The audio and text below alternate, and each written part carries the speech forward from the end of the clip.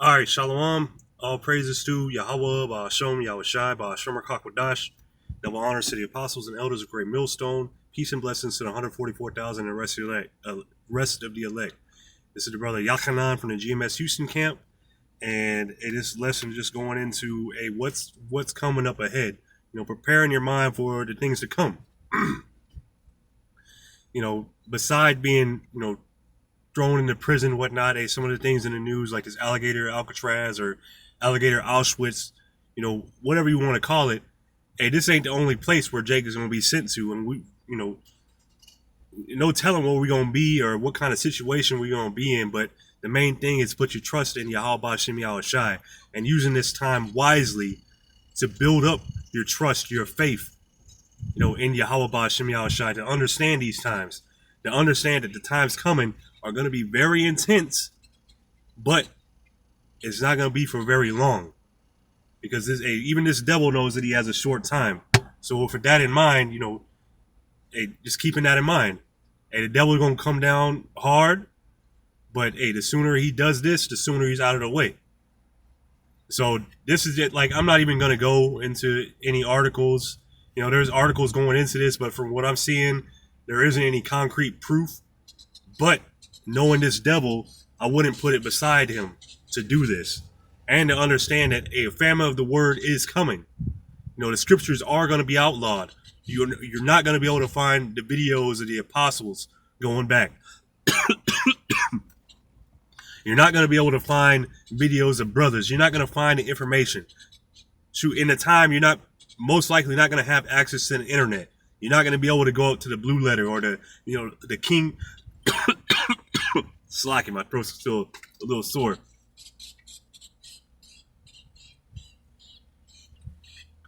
Oh man, you're not going to be able to find this information as freely as you are now. And Shalaki for rambling. I'm just going to get right into it. So I typed in Bible taking away alligator Alcatraz, and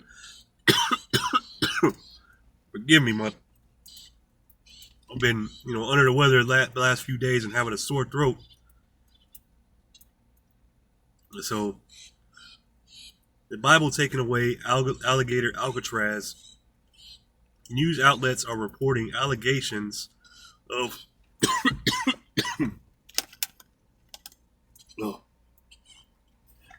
allegations of inhumane conditions at a new immigration detention facility in the Florida Everglades dubbed Alligator Alcatraz.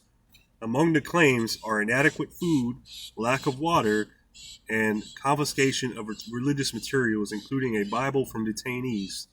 One detainee stated that his Bible was taken, and he was told there was no right to religion at the facility. And this is the devil, because in his own constitution, which I have, I asked ChatGPT, which I might go back and forth. I already got it pulled up. The implications of this. What is this? What does this mean? Because here,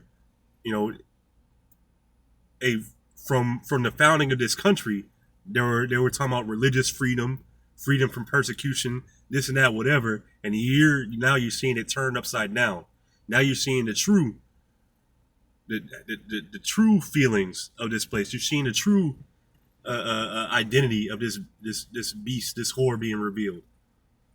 So Florida officials deny the allegations and maintain the facility meets all required standards. So I mean, is it a I don't know Florida standards, because Florida. Let me see this. Let me see this here. Give me 1 second. Okay, this is what I was looking for. It kind of gave me a little runaround, but I put in right to drinking water for workers in Florida. It says in Florida, employers are generally required to provide potable water for their employees' health and personal needs. So they generally, like, maybe they can, maybe they do, maybe they don't. But there is a recent law that prevents local governments from enacting stricter regulations like mandatory water breaks. So prevent local governments from enacting, so meaning they don't have to give you water breaks. Here, whatever, you got to take, frequent breaks because the heat is so hot. It's so hot here. It's like, if you don't and you're gonna have a heat stroke, whatever, this or that, whatever. And now they don't necessarily, they tell you they got to do this here, but I don't see it being enforced. Well, but here in Texas, but we're talking about Florida right now. It says that prevents local governments from enacting stricter regulations like mandatory water breaks. While OSHA mandates access to potable water, it doesn't explicitly require employers to provide time for workers to drink it. So basically, they're saying like, hey, based on the employer, they can tell you, hey, nah, you ain't gotta have a water break. Nah, it's not enforced. So there's loopholes around it. Hey, all kinds of things. Hey, you don't have to have water. What you need to take a break for? Reminds me that kind of that scene from Blazing Saddles, where that said, "Dock that chink a day for snapping on the job." That the Moabite had passed out building the railroad. But anyway, beside the point. But going into it, I'm gonna read a few scriptures because I'm already 6 minutes into it. But this is Revelation chapter 2 and verse 10. Fear none of those things which thou shalt suffer. So, hey, you're gonna suffer a lot of things. This is gonna be a trial of your faith. You have ISUPK or Captain Zariak still saying that that John the Baptist fell out the truth. Just because he had some doubts. He's thrown in prison. He wasn't there to see all the miracles that Yahushua did, but still he was a servant of Yahushua. He paved the path. He made the pathway for Yahushua. Many of the followers that were following John the Baptist, and they went to go follow Yahushua. That's what they were supposed to do. So, John the Baptist ain't fall out the truth.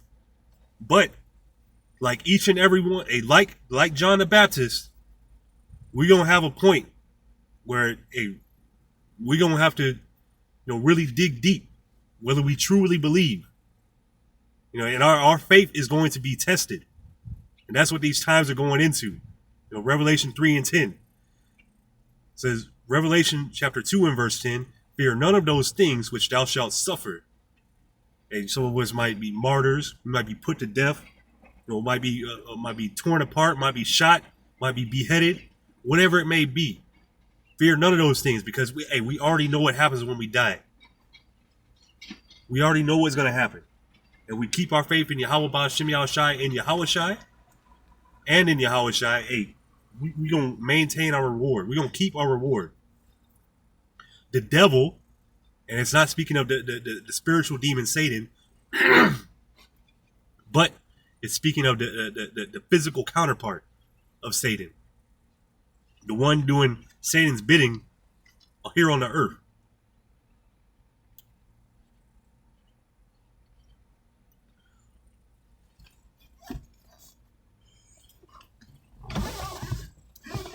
It's like my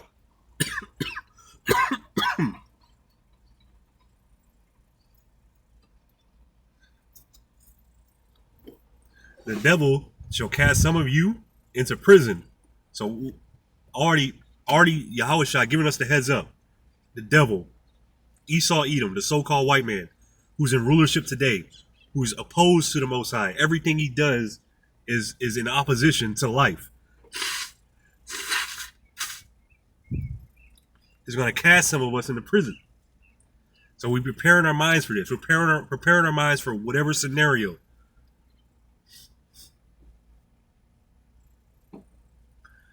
That ye may be tried, and ye shall have tribulation 10 days. Be thou faithful unto death, and I will give thee a crown of life.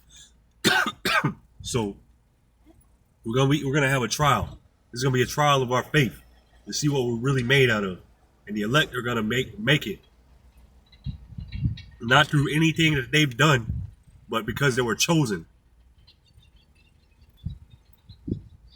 So I asked ChatGPT, basically, there's a rumor of a migrant detained in Alligator Alcatraz having their Bible confiscated and being told they have no right to religion.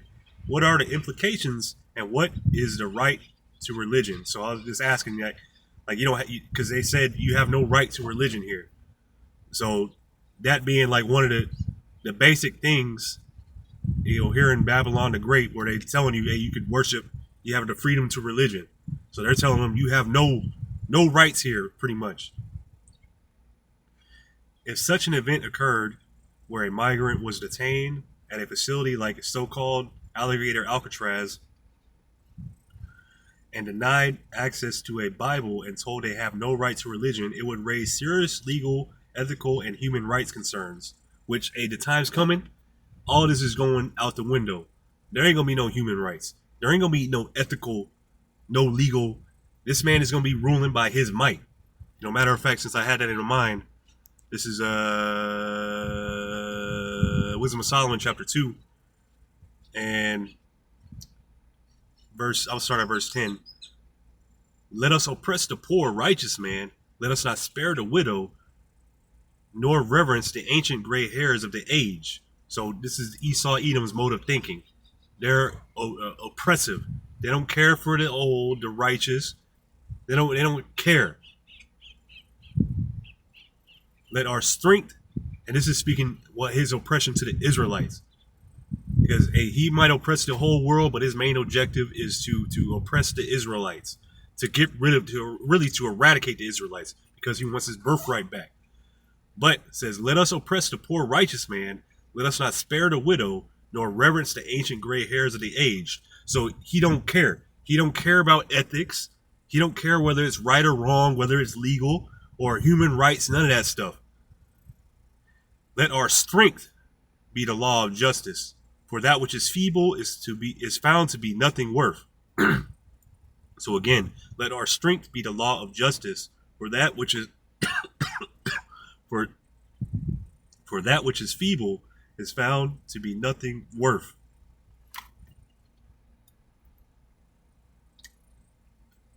It's like I'm trying to talk without irritating my throat. So their strength, the power in their hand. They got the power right now. The power of the earth is given into their hand. They rule by the sword. That's the strength. Their tongue is also a sword, a weapon, a destroying weapon. And that's how many people are killed for them. And that's all I'm gonna read from that. And I might even, plug this into ChatGPT to see what it says. Lord willing, I have enough time.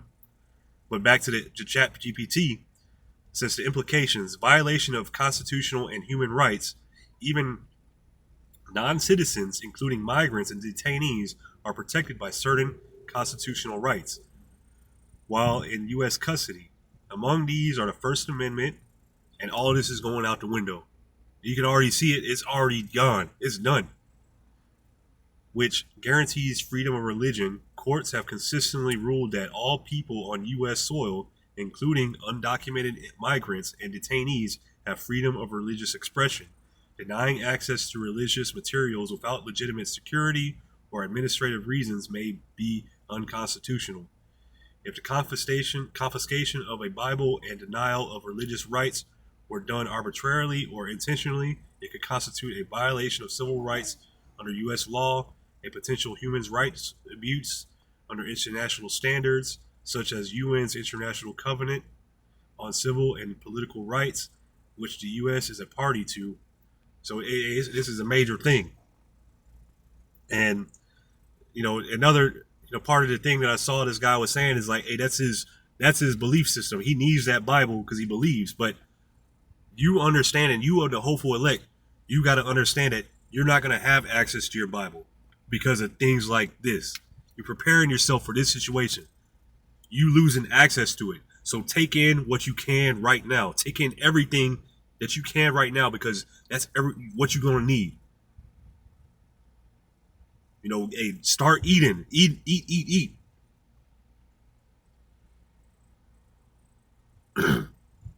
Because one day, hey, that famine is coming.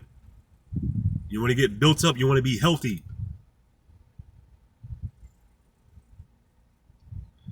So legal repercussions for the detention center If this were documented and verified, civil rights groups like the ACLU could file lawsuits. The Department of Homeland Security or Office of Civil Rights and Civil Liberties could investigate. It could spark public and congressional scrutiny of U.S. and Customs Enforcement. And matter of fact, Immigration and Customs Enforcement, there's the one that put them there. So it don't matter. They're the ones that put them there. Rights of religion is defined under U.S. law, the First Amendment of the U.S. Constitution. Congress shall make no law respecting an establishment or religion, prohibiting the free exercise thereof. Religious Land and Use Institutionalized Persons Act applies specifically to incarcerated persons, including migrants, and prohibits government institutions from imposing a substantial burden on religious exercise unless it's the least restrictive means to achieve compelling governmental interests. Let me try to read that again.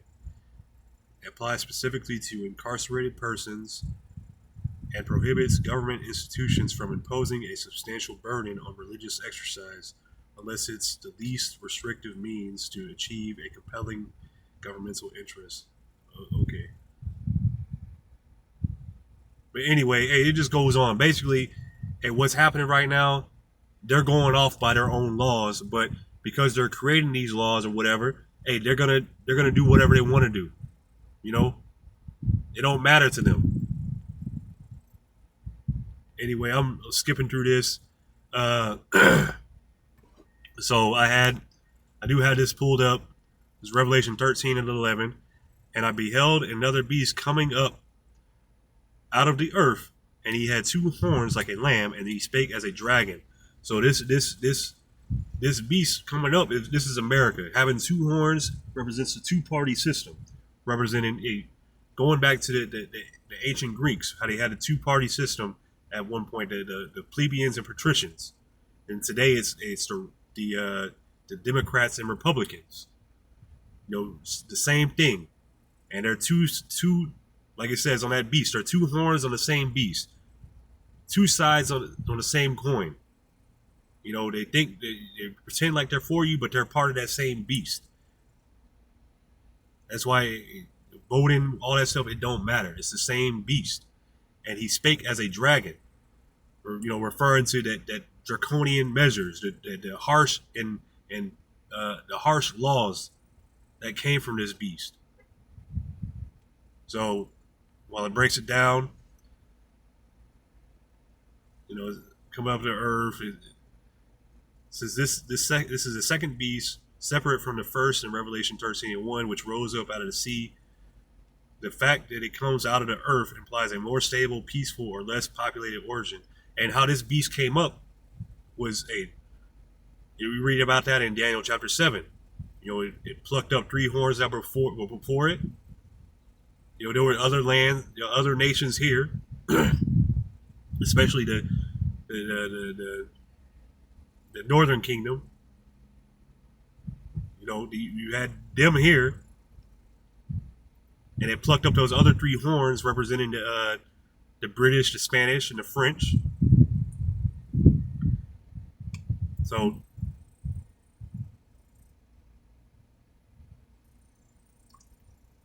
it even goes on to say many scholars and prophetic interpreters, especially among the Hebrew Israelite and end-time focused groups, identify this second beast as America, which it is, rising after the fall of other great empires from a land not previously dominated by world powers. Exactly. Who else could it be? This is that new land, you know, the new world, the fourth part of the world. He had two horns like a lamb, representing innocence, peace.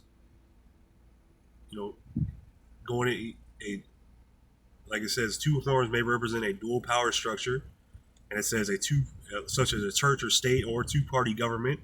That's right, a two-party government. Anyway, the beast represents itself as peaceful, democratic, or Christian in appearance, and mimics the Messiah, the Lamb, outwardly, but only in image, not in truth. That's right, because it's only in appearance. It's not truly representing that. Because when you look closer at it, was that Sirach 12 and 10, when you look closer at that iron, you see that the rust is still there. When you look at closer at America, you see that this is a bloody place. It's founded on blood. It's covered in blood. Drunken on blood. It says, and he spake as a dragon. The dragon in Revelation represents Satan. Though this beast appears lamb-like, gentle and righteous, it speaks like the dragon with deception, threats, and coercion and blasphemy. Matter of fact, I'm going to jump down because I corrected it. So, where is it? Some of this, I said the dragon is referring to Draco, the harsh lawgiver, and it says excellent insight. Yes, linking the dragon in Revelation 13:11 to Draco, the infamous ancient Athenian lawgiver, known for his harsh, merciless legal codes, brings out a deeper prophetic layer. So, the dragon in Revelation, primarily in Revelation, the dragon is Revelation 12 and 9. The great dragon was cast out. Right. Okay. So the dragon represents Satan, but not just spiritually. It also works through systems of power, kingdoms, governments, rulers. So associating it with draconian law is not just poetic, it's prophetically accurate. It says Draco and draconian law. Draco ruled in Athens around the 7th century BC. His laws were brutal and unforgiving, punishing even minor offenses with death. The term draconian to this day means harsh, excessive, unjust, legal control. So unjust legal control. So what you're seeing, because they have the laws, but these things are going to be put out the window for what I read in Wisdom of Solomon 2. Let our strength be the law.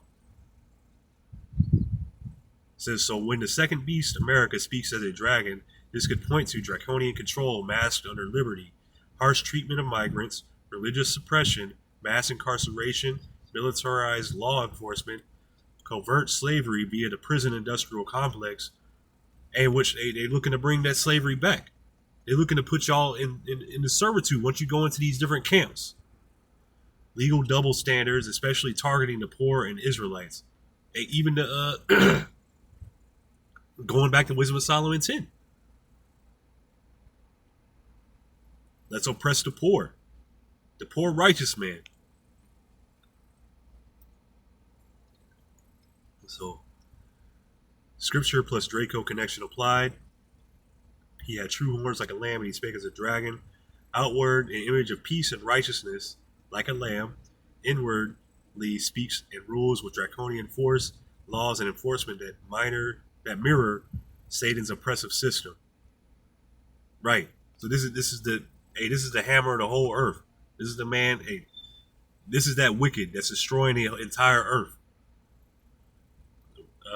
Modern Babylon equals draconian system. Much like ancient Rome and Babylon, America's legal system reflects Draco's severity. Right. Minimum sentences and 3-strike laws, denial of rights to poor and foreigner. Yeah, if you got the money, a lot of the situations you get out of. You got money to pay people off, lawyers, this, that, whatever, and you can get out of many situations. Don't matter if you did it or not. Minimum sentences and 3-strike laws, denial of rights to the poor foreigner, censorship of spiritual truth. And you see apostles videos, brothers videos being blocked, shadow banned all the time. Videos being taken down.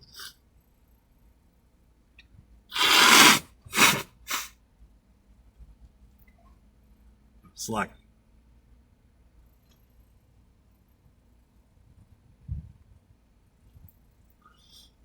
Videos being taken down, things being censored, especially during the, and look back 4 or 5 years ago.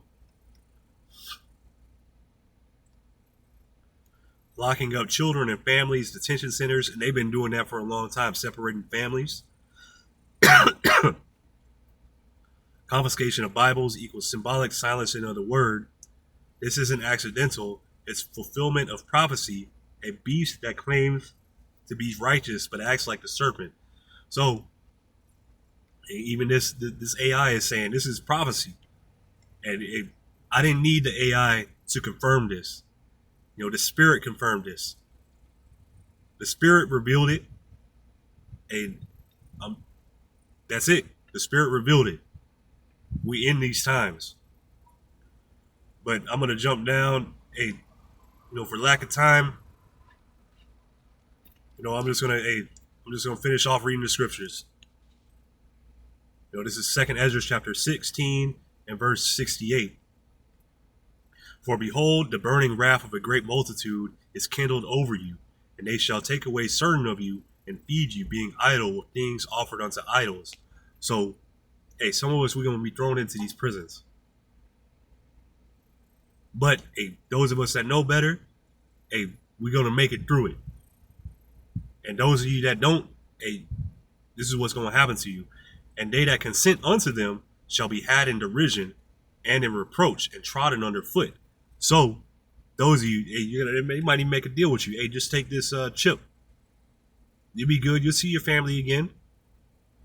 But guess what? You're going to be mocked. You're going to be had in derision. You ain't going to be no better than when you were brought in. No telling, what's going to, you be able to just take this chip and you'll see your family again. Meanwhile, while you separated from your family, they all took the C-hip, they all got touched, or they were just straight up killed. It was just straight up put to death. Who knows? But you gave into this, you got the MOTB, and you deserve the derision. For there shall be in every place and in the next cities a great insurrection upon those that fear Yahweh Ba'Shem Yahushai. They shall be like madmen, sparing none, but still spoiling and destroying those that fear Yahweh Ba'Shem Yahushai. For they shall waste and take away their goods and cast them out of their houses. So we're gonna be cast out of our houses. We're preparing our mind for this. Prepare to lose everything on this side, but in the kingdom, we're gonna have all this back 100-fold. Who knows how many fold? We're gonna have it in abundance. It's gonna be overflowing. We're gonna have so many children. We're gonna have spiritual power, spiritual blessings, have servants, cattle, things that we can even imagine on this side. Not having to wake up at 4 a.m. Just imagine that. Imagine having a good night's rest and not having to wake up with your back hurting. Things like that. These are things to look forward to. Actually being able to enjoy your children. Actually being able to have children. Not to deal with these psychotic people in the world. To see the earth built in righteousness. Verse 73, then shall they be known who are my chosen, the elect, and they shall be tried as gold in the fire. So, the elect, they're going to go through all these things the rest of the world is going to go through. The difference is they're chosen, and they're going to be refined through this trials. They're going to be made better. They're going to be like gold that's in the fire. Gold being refined. Gold being more pure. Gold being made more valuable. It's going to be precious in the eyes of Yahweh Ba'Shem Yahushai. And this is, I'll read this. This is Sirach chapter 2. And just for your mind, you preparing yourself. This isn't one big party in a Hebrew Israelite get together. You get together and you run an obstacle course and you talk smack about the prophets that were before you that did way more than what you've ever done.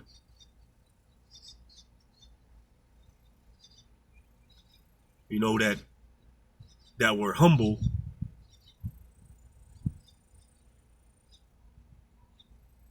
That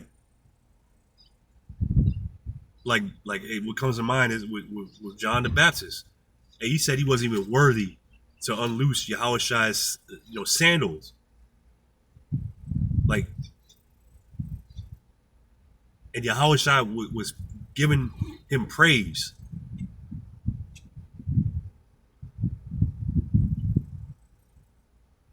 Just things like that. Like you thinking yourself, worthy when you're not. But anyway, Slaki, I'm getting a little sidetracked. But this is Ecclesiasticus or Sirach chapter 2 and verse 1. My son, if thou come to serve Yahweh Ba'Shem Yahushai, prepare thy soul for temptation. So you preparing your mind, you're preparing your soul. Temptation. Preparing yourself to go through the heat, to be going through the breaking point. To go through trials. And we have the scriptures for an example. And we have different accounts of different men, different women, different situations, different accounts of the followers of Yahweh Ba'Shem Yahushai being tried. We have these for examples. And we have the ultimate example, Yahushai, going through his trials, going through his mission, what he needed to do to get done. And without Yahushai going through his mission and completing his task, we wouldn't be in the position that we are. We wouldn't be able to even read or understand these scriptures. We wouldn't be able to call on the name Yahweh while Yahushai. We would just be done through. So, my son, if thou come to serve Yahweh Ba'Shem Yahushai, prepare thy soul for temptation, and set thy heart aright, and constantly endure, and make not haste in time of trouble. So set your mind upright. Don't lean to the left, don't lean to the right. You got to walk this path upright. Constantly endure. Endure the hardships. Don't fall out. You think the stuff that you're going through right now is some hard shit. Because you a little behind on your bills. You have to live with your parents. This, that, whatever. But the shit that's coming is gonna be worse. People actually out there trying to kill you. Being hunted down by drones. Being not even be able to go to the store, being able to buy anything.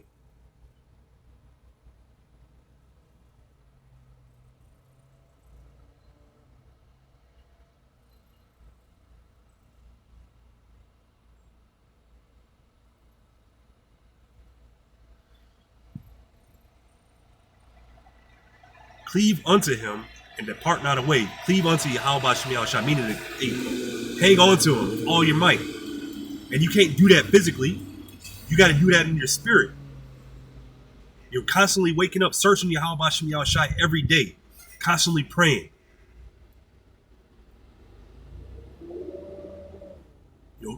Reading, watching videos, taking in everything that you can right now, because at a certain point, this is gonna be no more. You're not gonna be able to read. You're not gonna be able to look up videos. You're not gonna be able to find the name Yahweh while Yahushai.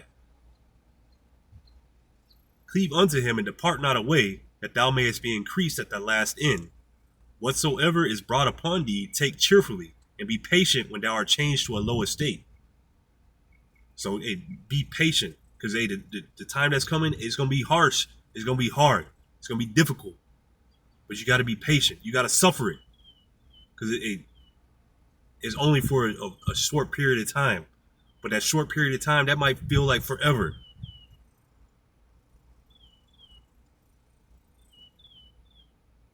But what difference does it make? You already suffering now? What about a little bit more?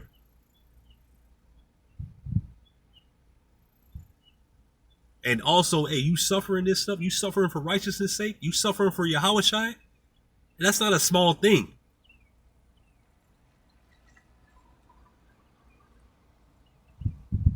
That's a big thing to suffer for Yahushai. It's not small.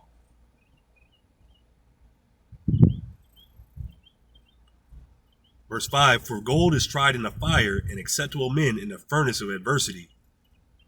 So, again, that furnace, that fire, that trial, the gold, this is a symbolism. Coming back, reoccurring themes. The elect is like gold. They're going to be tried in that furnace. And that furnace is adversity. Hardness. Difficulty. Let's look at this word adversity real quick. It's like, I know I'm supposed to be almost done, but I should be almost done. Adversity, just quick Google definition, says a state or instance of serious or continued difficulty or misfortune, showing courage in the face of adversity. So imagine that, showing courage in the face of a state or instance of, just combining the two, showing courage in a state or instance of serious or continued difficulty or misfortune. So being courageous, hey, that's even a commandment, to be courageous. Not to be a coward. Here it is, people like ISUPK or camps like ISUPK and Captain Cesaria talking about we ain't no cowards. But here it is. As soon as that mandate to get the jab came out, y'all folded. And had others follow with y'all.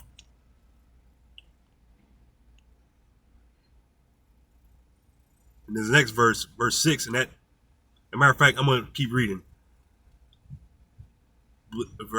Sirach chapter 2 and verse 6, believe in him and he will help thee. Order thy way aright and trust in him. Trust in Yahweh B'Shem Yahushai. Believe in him. Believe that he can deliver you out of any situation. And if not, you're going to be up in the heavens with Yahushai. You're not going to lose, even if you are a martyr for Yahushua, you're not going to lose your reward. Verse 7, ye that fear Yahweh B'Shem Yahushua, wait for his mercy, and go not aside, lest ye fall. So wait for Yahweh B'Shem Yahushua's mercy.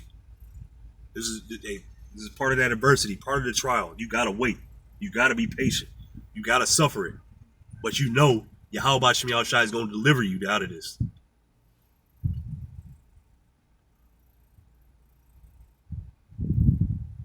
Ye that fear Yahweh B'Shem Yahushua, fear him, and your reward shall not fail. Oh, I'm sorry. I'm sorry. Let me read that again. Ye that fear Yahweh B'Shem Yahushua, believe him, and your reward shall not fail. So if you believe Yahweh B'Shem Yahushua, you believe the words that are written in these books, this book, the 100% truth, and your reward is not going to fail. We got a reward. We got a reward in the heavens. We got a reward in heaven.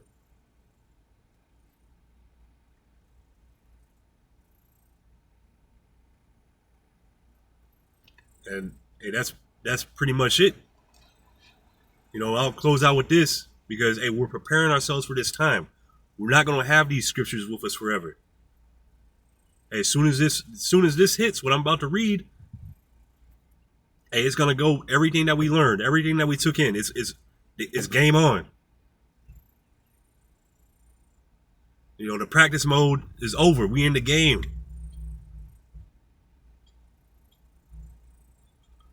So this is Amos chapter 8 and verse 11. Behold, the days come, saith Yahweh B'Shem Yahushai, that I will send a famine in the land, not a famine of bread, nor a thirst of water, but of hearing the words of Yahweh B'Shem Yahushai. So it's not going to be like, there's famines already brewing. The famine, different diseases taking over different plants, crop failures, the weather happening, washing out crops. A famine is already brewing, but this is a different one. This is of the word. You're not going to be able to have access, like I've been saying, to the scriptures. So you're not going to be able to hear the prophets anymore. Yahweh B'Shem Yahushua will even have it to where we're not going to be prophesying no more. Especially if you're not of the elect. It might have it to where somebody might recognize you. You've seen the videos, this, that, whatever. They come running up to you, asking what to do, and you say, I don't know. I don't know nothing. What's a prophet, huh? What? Like, who knows how it'll be? But hey, the word, it ain't gonna go out like it's going out right now. Like right now, the word is going out like a river, an overflowing river. Like the word is abundant right now. But from this little rumor, hopefully they find the guy, do an interview of him, this, that, whatever, so it can be backed up. But it's just a rumor right now. But we know this rumor is going to be what it's ultimately coming down to. It's not going to be a rumor anymore. It's going to be all out there. The scriptures outlawed. So again, Amos chapter 8 and verse 11, behold, the days come, saith the Lord Yahweh, by Hashem Yahushai, that I will send a famine in the land, not a famine of bread, nor a thirst for water, but of hearing the word of Yahweh by Hashem Yahushai. And they shall wander from sea to sea, and from north even to the east. They shall run to and fro to seek the word of Yahweh by Hashem Yahushai, and shall not find it. So, hey, you're not going to find the words. You're not going to be able to find the prophets. Now is the time to get it. And the door, from the looks of it, all the events going on, the doors are closing fast. But that was it. Hey, Lord willing, this was edifying. I'm going to give all praises to Yahweh, Ba'ashem, Yahushai, Ba'ashem, Kakwadash. Double honors to the apostles and elders of Great Millstone, and peace and blessings to the 144,000 and the rest of the elect. Hey, Shalom.